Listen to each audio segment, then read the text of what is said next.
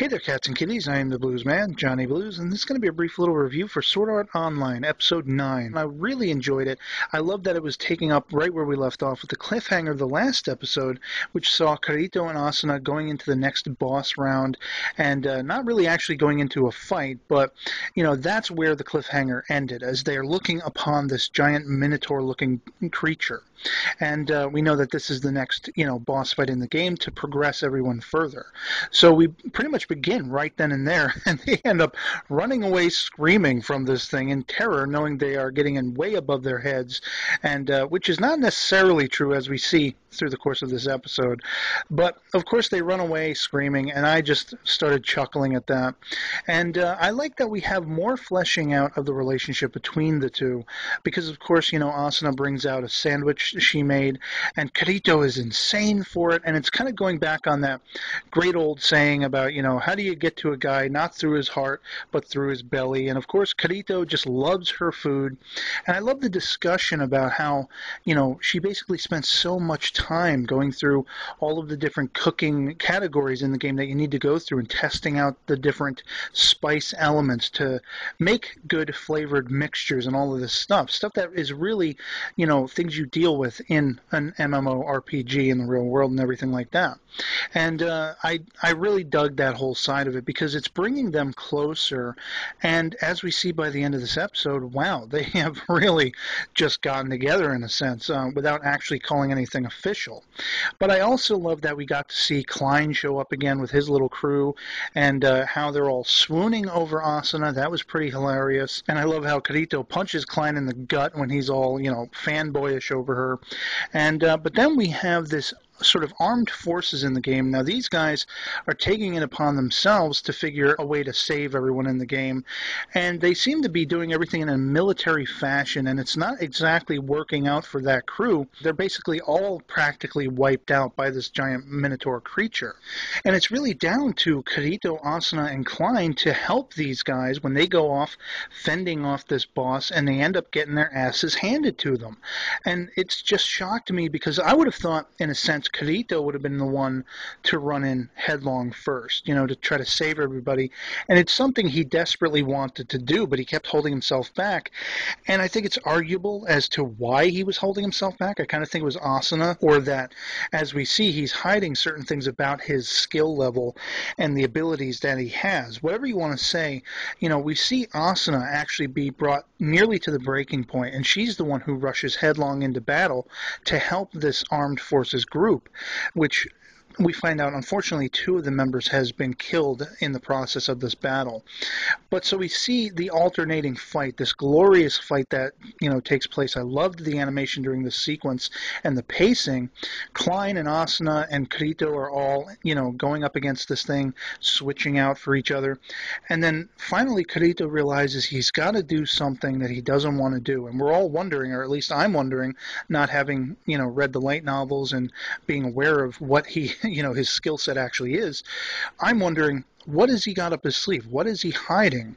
And I was expecting, maybe a transformation of sorts, something that makes him, would make everyone around him seem to look down upon him or be afraid of him.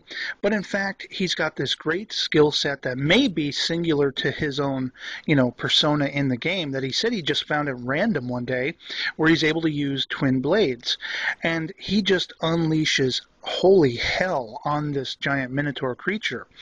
And it was just spectacular to see this. Of course, the thing that shocked me the most was how close to the breaking point he got by the end of it. He manages to defeat this boss, but he's got just a smidge of his health bar left, and he could have been out, out for the count. And the thing that really grabbed me was the way Asuna reacts once he comes to after having fallen on the ground, beating this monster and passing out for a couple seconds. She just runs at him and embraces him and won't let go of him.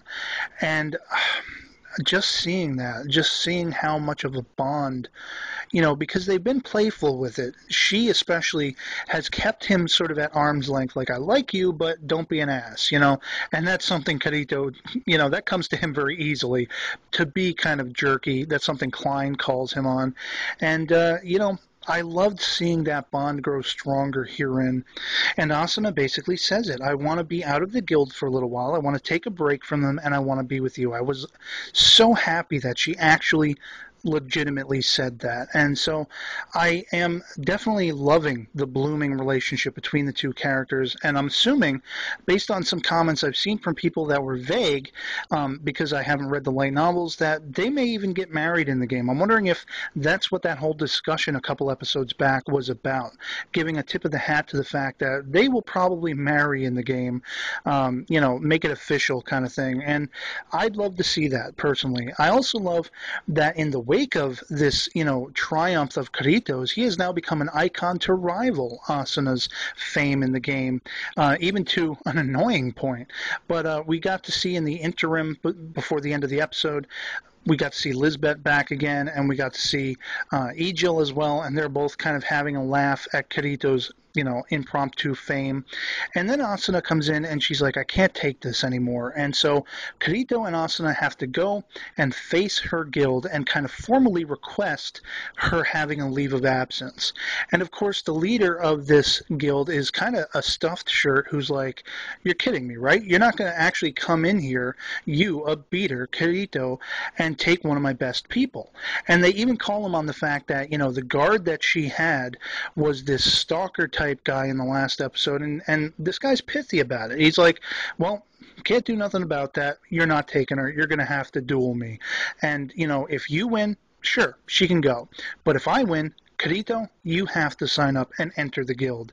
And that's where we leave off. Yet another cliffhanger, and I'm just really amped up to find out what's going to happen. What is the point of this?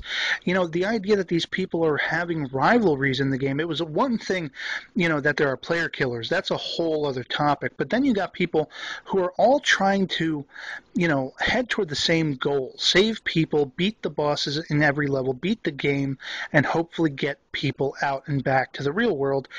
And then they have rivalries between themselves, knowing that this is all a serious thing. But as we found out in the last episode, people are reserving themselves to life within the game. So multiple layers here are so fascinating and intriguing to me. And I loved the episode. Can't wait to see the next. I'd love to hear from you guys in the comments below what you thought of it if you've seen it. And that's going to be pretty much it for me. So I'll catch you later. Peace.